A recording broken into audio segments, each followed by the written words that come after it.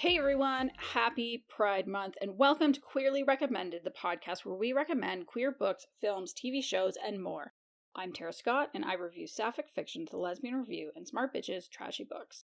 This week, my co-host and amazing sapphic romance author Kris Bryant can't make it, so I'm here by myself with a minisode for you. As always, I just want to thank everyone who supports us through our coffee, through our newsletter on Substack. There's links to both in the show notes. And okay, so like I said, this is a mini-sode. I'm only here for a little bit for you. We didn't want to leave you hanging. Kris and I talked about it. And we thought maybe what we can do is share some of my favorite podcasts because maybe I'll inspire you to check out something that you haven't listened to before. So take that hour that you would normally spend with us this week and go check out something else. I have 5 of my very favorite podcasts. So the first one is Maintenance Phase. It has Aubrey Gordon and Michael Hobbs, both queer. And Michael Hobbs is an investigative journalist. Aubrey Gordon is the author of a couple of incredible books about fatness. She started out as Your Fat Friend, writing that column. The thing that I really love about it is that it gets into debunking a lot of the bullshit around the wellness industry and weight loss things. Like, it started with a big focus on weight loss, but not only that. And so they have kind of a wide range of either myth busting or debunking things, like I said. They also do some fun episodes, and sometimes they do dives into diet books or personalities. And so given that it's a fairly wide range, I'm going to give you 3 episodes that you can use as starting points, but really you can jump in at any time. I mean, my starting point was when they were talking about Rachel Hollis, just because I remember a lot of people dunking on her at that time. I found that interesting. But unless you're into Rachel Hollis and dunking on her, that's not where I recommend you start. The first one, a really fun episode, was one of the early ones about snake oil. And, you know, we've all heard about snake oil as a concept, this idea that you're buying some kind of a miracle cure, but it doesn't actually really do anything. And they go into the history. So the idea is that for each episode, one person shows up prepared, the other person doesn't know anything about it. So Aubrey showed up prepared for this one, and where I got intrigued, and hopefully I'll intrigue you, is she says it was real and it worked. So it explains what the actual real snake oil was and how that led to an industry of hucksterism. Another episode that I highly recommend, and actually if you only check out one, this might be the one for you, is an episode that's titled The Body Mass Index. And it's a deep dive into why the body mass index, or the BMI, is terrible for determining if a person is overweight or obese. She shares about the history, where it came from, what it was actually intended for in the first place, how it got warped into this measure that we all hear about from our doctors, and even, you know, changes to it in the, I think it was the 80s, maybe the 90s, and why people who were normal weight all of a sudden were no longer in that classification. They were deemed overweight or obese. So absolutely check that one out. And if you want just another fun one, there's one called Diet Book Deep Dive, Angela Lansbury's Positive Moves. I was a little afraid that we would hear about Angela Lansbury being pretty problematic, but it's actually a really lovely episode, so it's a great entry point in as well. So that's the first one. Maintenance Phase, hands down, this is my very favorite. If I could only listen to one podcast for the rest of my life, that's probably the one I'd be listening to. My second podcast that I recommend is called If Books Could Kill, and it actually has Michael Hobbs again, and his co-host Peter is from another podcast that I think is called 5-1. It's about legal-related things. Peter's a lawyer. I've never checked out 5-1, but it's probably great because Peter is great. But with If Books Could Kill, they cover what they call airport books. So what are those books that blow up so big that they are just absolutely ubiquitous? You see them everywhere. You see them at the airports. So you can do a choose your own adventure with this one because you've almost certainly heard about any of the books that have been there. But again, if you look at it and you think, oh man, there's so many good ones, how do I choose? Some of my personal favorites were when they talked about men are from Mars, women are from Venus. I loved the one about the 5 love languages. And also the one about the 4-hour work week. I mean, if you, like me, work in tech and you're so tired of all the people turning themselves into like LinkedIn influencers and, come to my course and all the information is shallow, it all makes sense once you either read the 4-hour work week, or even better, don't read that book. Just listen to Michael and Peter talk about it. Rich Dad, Poor Dad is also, the episode for that was kind of mind-blowing. Super loved it. And just like with Maintenance Phase, very interesting, very informative. They do deep dive research into the books that they're talking about, but also hilarious. The vibe is great between these people, so really love it. Can't recommend it enough. My third recommendation is going to be for the folks that are a little bit more on the geeky side. It is called A More Civilized Age, and it has a few people who are absolutely fabulous talking about the Star Wars franchise. They really get into it, and it's all the visual media. So it starts with the terrible prequel, the first 2 prequel movies. Where I'm listening, I'm still in where they're talking about the Clone Wars animated series, but they take a really, really progressive lens. I appreciate when they tie themes and events in the films and shows to real world events. They do a great job of that. And I went and I looked at the reviews on Apple Podcasts, and somebody called it the best, most thoughtful, and intelligent Star Wars podcast on the internet. Full stop. I could not agree more. This is one that, because their episodes, they have probably 70 something, I think, at this point. And the episodes are also quite long. So this is one that I like to put on when I'm going to be out doing something for a while and I have a good long while to listen to something. If I'm out gardening for a couple of hours, that's a good one that I like to throw on to listen to. The next one, okay, I'm on my 4th of 5. The next podcast that I recommend is called Better Offline. It's hosted by Ed Zitron, and he is covering how the tech industry is manipulating society. And he talks a lot about how, the growth at all costs model that we've seen, especially like in Silicon Valley, but it's been a big part of our commerce, how it's driving some pretty terrible behaviors. Does that sound kind of dire? Maybe. Kind of, you might feel that way about it. But for myself, like I said, I work in tech. I found it kind of comforting and very helpful because it explains a lot of things. We think the internet is worse, and yes, it absolutely is, and we're learning why. Like, when I say the internet, I mean accessing information on the internet, especially via Google. He recently had a few episodes about this. So the first one is how managers are breaking the internet. The next one is the man that destroyed Google search. There's some great ones about OpenAI and why they're problematic. I listened to one recently about how we're watching Facebook die. So like, if you've been using these tech services and you feel like they're getting shittier and shittier in a way that they're like more broken, you're right. That is what's happening. And if you want to make sense of it, this is a really great way to go. And probably the best primer is one of his first episodes called The Rot Economy, featuring Robert Evans. Robert Evans is from the show Behind the Bastards, which is also one of my favorites, but that has a lot of heartbreaking stuff. So I'm not including that here today. But yes, Better Offline. Very, I think it's, really well researched. He's really good at putting things together and helping make sense of it. The last one that I'm going to recommend is actually my bedtime listening sometimes. I don't know about the rest of you, but I can be prone to thoughts that race kind of closer towards bedtime.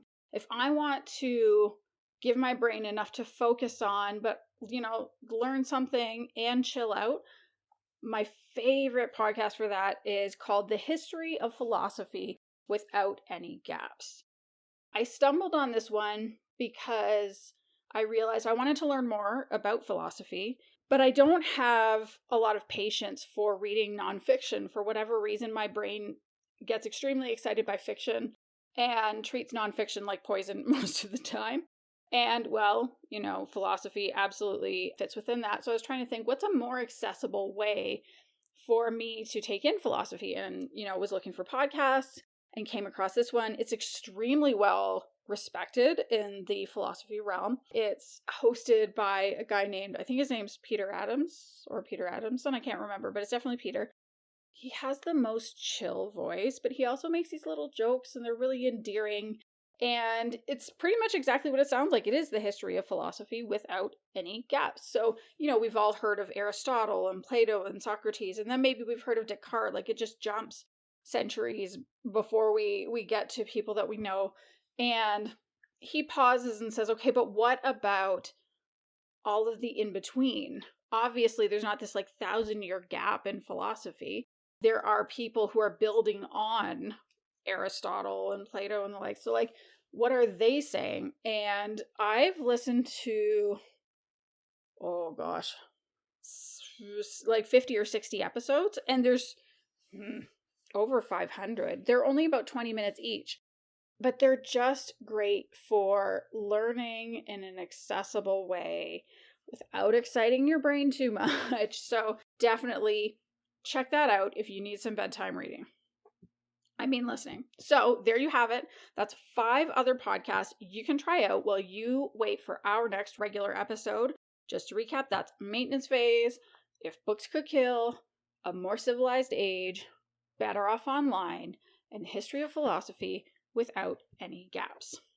But before I go, because I know you're all about the recommendations of queer fiction, and yes, I gave you 2 queer podcasts, but I do actually have an official recommendation for you today, because I recently read a book and I enjoyed it so much that I just couldn't wait for Kris to come back to talk about it. So, what could that possibly be? It is a paranormal historical romance. It is called Blood Remains by Cathy Pegau. So, imagine this. The year is 1931. Callie Payne is a butcher and a blood mage, and she lives with her grandmother. After a decade away, she recently returned to Seattle when her husband died and her in-laws discovered the nature of her magic. And really, that gives you a good idea of how magic users are sometimes viewed in this version of Seattle, especially the blood mages. When Callie was young, she was part of the Jackson Street Roses gang. And she thought she'd left crime behind when she got married and moved away until, the story opens and we see the leader of the Roses come into her butcher's shop. And it's her, it's not just the leader of the Roses, it's also her childhood crush, EJ. EJ is there because she needs help. She has a thorn in her side, and his name is Paul Underwood. Paul Underwood is a gangster, and he's trying to take over EJ's territory. He is known as an all-around terrible person. And Callie's not super sure at first, but she's persuaded fairly quickly when EJ tells her that Underwood was responsible for killing one of the Roses that, one of the girls that used to run with them when they were young. So Callie is inclined to help, but she knows that things can go very, very badly for her if she violates the magic laws that forbid intentional harm. So she has to be extremely careful in choosing the right spell. So, she does some digging through the spells that she knows. She consults her grandmother. She consults her mentor and, lands on Repel. Repel should be fine, right? That's not going to cause direct harm. That's just going to prevent him from coming into EJ's bar. But when Underwood is found dead, a few days after this 3-day spell is cast, and, the spell was cast, he came and he threatened Callie because he somehow knew that she had done it. And a few days later, he's dead, and the murder scene is full of magic. So the local police and the magic authorities, of course, think that Callie and EJ killed him. So the questions are, can they find the killer before this person does more harm? And what should they do about all these renewed feelings they have for each other when there's a killer on the loose? Friends, this book is fabulous. I really enjoyed the world building around the magic especially, and how we get to see this version of, it's historic Seattle with magic overlaid. And I think for me, it was really great to see it through the lens of Callie, because I loved seeing, she's a blood mage and she's a butcher by trade. And so there's these complementary skills, but she also has to be really conscientious with what she does with it, because there are these, authorities that stay on top of what people are doing with their magic. Are they doing the right things? Are they following the covenant that's been signed that allows them to hang out with the non-magic people? I also appreciate that, this is big time. This is a found family story. The Roses have always been each other's family. They still are today.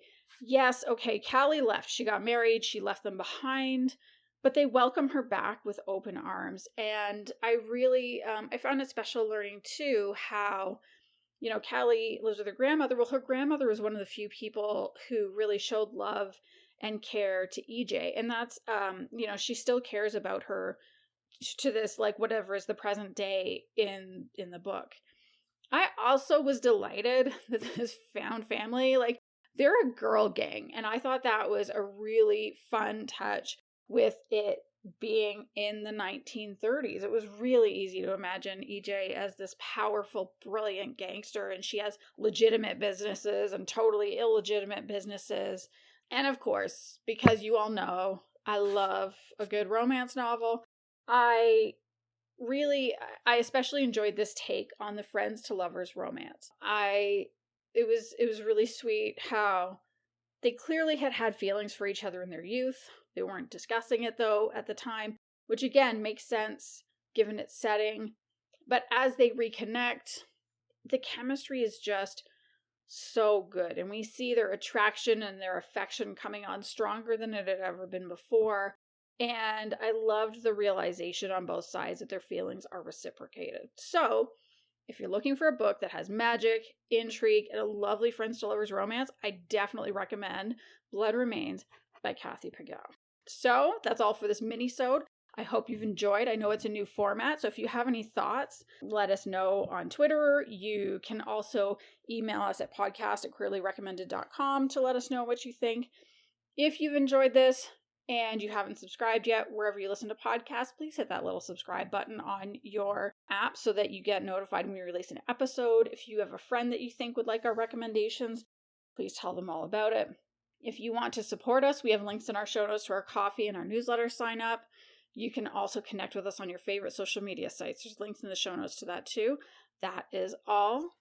Goodbye, everybody.